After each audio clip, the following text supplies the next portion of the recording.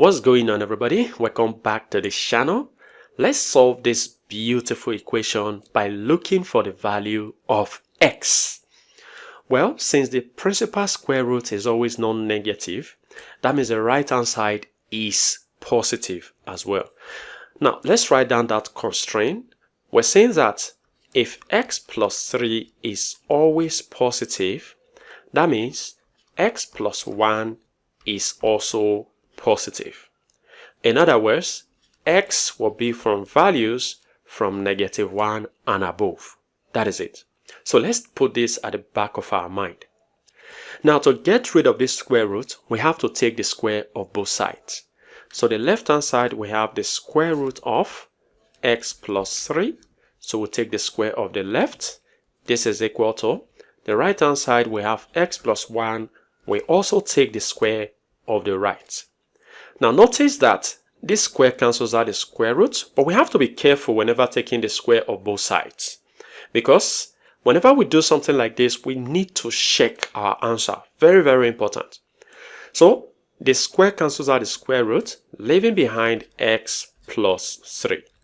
And this is equal to, now on expanding the right hand side, we have x squared plus 2x plus 1. Very good. Now let's move everything to one side.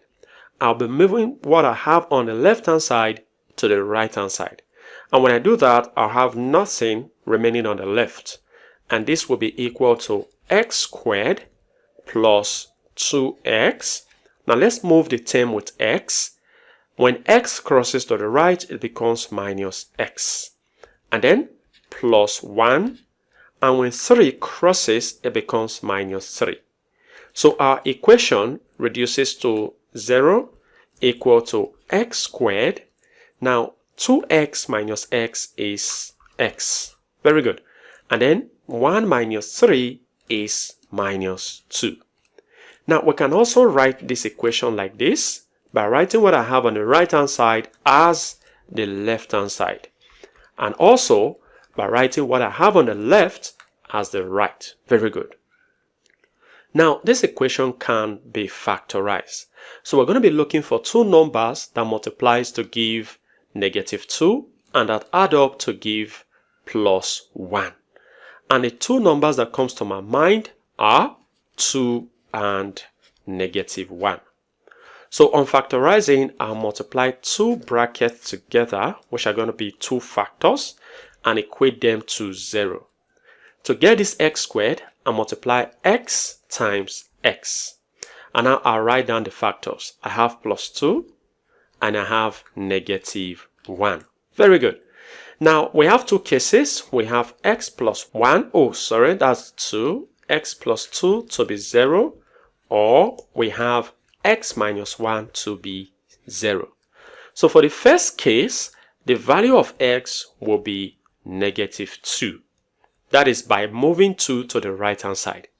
And for the second case, the value of x will be 1. That is by moving -1 to the right hand side. Now, we're going to be checking, but we've already known what the answer would be because of our constraint, knowing that x must be value from -1 and above. And we know that this is supposed to be the answer. But let's just check. Let's check. When I use -2 and I say -2 as the value of x plus 3 equal to -2 plus 1, which is what I have on the right hand side. On the left, I will have the square root of -2 plus 3 is 1. And this is equal to -2 plus 1 is -1. So we see that on the left hand side, the square root of 1 is 1, which is not equal to the right hand side, that is -1. So this is an extraneous solution. Now what about this?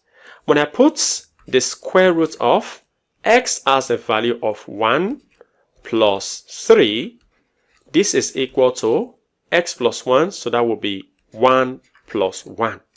So this is the square root of 1 plus 3 is 4. And this is equal to 1 plus 1 on the right hand side is 2.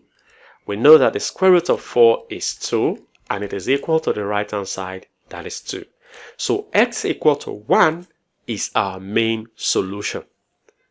Well, feel free to share your ideas in the comment section below. And if you enjoyed this video and have learned something from this video, go ahead and give this video a thumbs up, subscribe if you haven't, turn on the notification bell so you don't miss my upcoming videos. And like I always say, until next time, take care.